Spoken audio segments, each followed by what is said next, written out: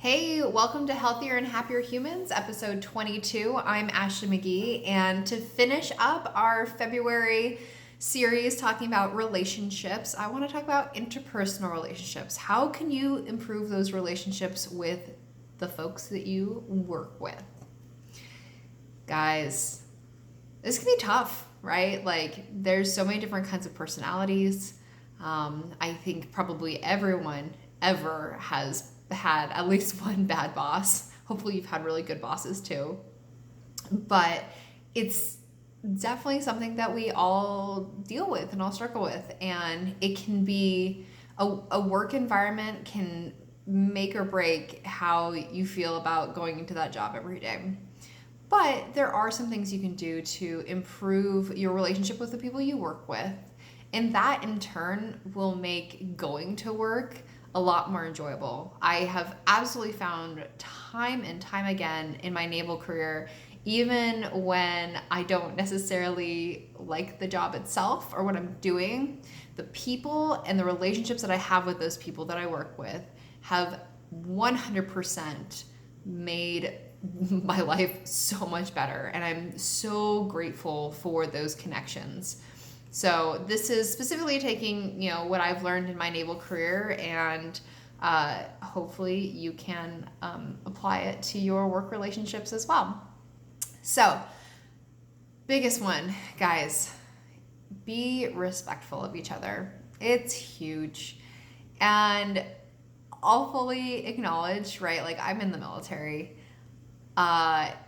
There's a lot of joking and the conversations that go on that probably would not be, actually I know, would not be acceptable in a civilian workplace. It just is what it is.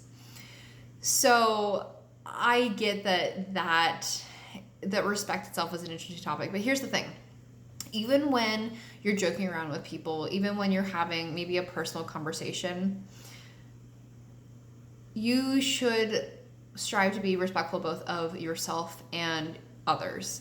In that, I truly hope, actually, if you follow me, I feel there's no way that you are a person that goes out and intentionally tries to hurt people. So I'm just going to make that assumption and move on, right? So instead of getting wrapped up in, PC culture or whatever, which that's an entirely different conversation, but just remember that you don't want to hurt other people, right? So be cognizant of how you speak to others, how you treat others, and remember that you're not trying to hurt them. So even if you're super stressy, and be honest, be self-aware, say, hey, I am super stressed out right now. I don't have time to have water cooler chat with you. It doesn't mean that I don't like you. It doesn't mean that I don't respect you. I just now is not the right time. I hope you have a great day. We'll talk later. And most people are going to understand that. And if they don't, then frankly, it's not really your problem, right? You did your best. If people want to take that stuff personally, that's on them. Okay. Second tip is don't gossip, because it will always come back to bite you in the ass. It just will. So, and you don't want to be seen as the office gossip, right? You want to be someone that is treated with respect, taken seriously, viewed as a professional. Professionals don't gossip. Learn personality traits of your coworkers and how to communicate with them best or deal with them best, right? And part of that too is when you need work out of someone else, if you're waiting on someone for a deadline, figure out how best that they respond to tasking, right? For example, guys, if you hadn't noticed, I'm a millennial, right? We don't like phones. And there's a lot of younger generations that won't even pick up a phone. But here's the thing. I know that most of the people I work with are in their 40s or higher. So if I need something from one of those people, I pick up the phone and call them, or I go to their cubicle and talk to them in person, because that's that's the way that things are going to get done. And does it put me in a position where like I'm maybe not quite as comfortable because I hate talking on the phone? Fine, sure. But I also know how to accomplish my job to the best of my ability, and that includes communicating with people in the way that helps them be successful as well. Hopefully that made sense. I'm gonna keep going. Take responsibility and apologize. Again, we are human. We make mistakes. All of us do. And it's inevitable. But if you do not take responsibility for your actions, if you do not own up or apologize when it's necessary, that is not going to build your reputation as a professional. People are going to think you are untrustworthy, and they will not want to work with you. It may feel like if you own up to a mistake, people are going to think that you're no longer an expert or you don't deserve to be there. I'm here to tell you guys, when you own up to a mistake, people will respect you more. It's just the nature of the beast. And I'm sure you can think of times in your life where you've seen a superior either own up to a mistake or not, and think about how those two different things made you feel. Communicate. So kind of going back a little bit to what I talked about earlier with like picking up the phone, but communicate early, communicate often. And that's both up and down, whatever work hierarchy you have, right? Or across. So if you're working in a team, I'm leading a project right now. So I am very clear about what I need from people, when I need it by, and how they can reach me if there are any questions or confusion or anything. Having very, very clear set points, and also saying, as I got new information or updated, I would let the team know. Communication is so, so important, and the more you communicate, the more you'll be viewed as a trusted member. And so people will go to you for help, assistance, advice, whatever. It's really important to building trust is communication. And then my last kind of tidbit for you is to be clear about what you will and will not tolerate. So this is a lot of things kind of all wrapped up, but I very firmly believe that we teach people how to treat us.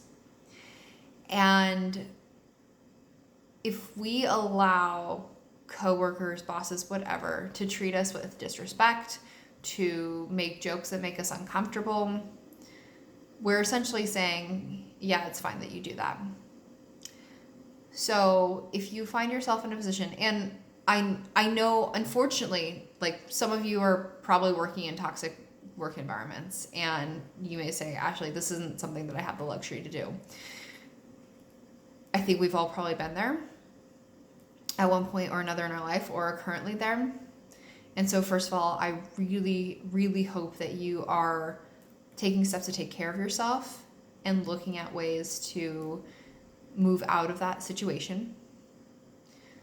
But for those of you that are in a more positive culture, be really clear about what is and is not okay. And if someone says something that's off color, that crossed the line, or even just like sidelines you in a meeting or something, don't do it in front of everyone, but take that person aside and say, hey, that is not okay, and I would appreciate it if you stop. Or whatever, however you want to deal with it, right? I once had someone that was very superior to me, like rank-wise, right? Not like, superior to complex, like it's military, rank-wise thing. Someone that controlled a lot of stuff that I dealt with, and they made an completely inappropriate comment to me in a meeting. I was furious. And like during the meeting, it was everything I could, like it took everything I had to just like contain my like anger. But after that meeting, I went to his office and I said, "Sir, what you said in this meeting, like what you just said in this meeting," and he immediately apologized. He knew he was out of line. But I still said, I was like, I feel like we've always had a good working relationship. I feel like we've always treated each other with respect. And it was really hurtful to see, for you to say a comment like that. And again, very sincere, apologized. And I also made it very clear that I'm not going to put up with that kind of nonsense. So I hope that these tips were helpful for you. I would love to hear, just like let me know if you want to dig more into like interpersonal relationships and like work stuff. I know it's not like super like in the health and wellness space, but at the same time, most of us spend a lot of time at work, and mental health and physical health are, both very reliant on how we spend our days. So that's why I feel like this is something that we should dig into. But just let me know if you like this episode, if you have thoughts about it, if you want to hear more about like work stuff, just drop me a comment or shoot me a message. I would love to hear from you. So until we talk again, go out and keep living your most healthy and abundant lifestyle.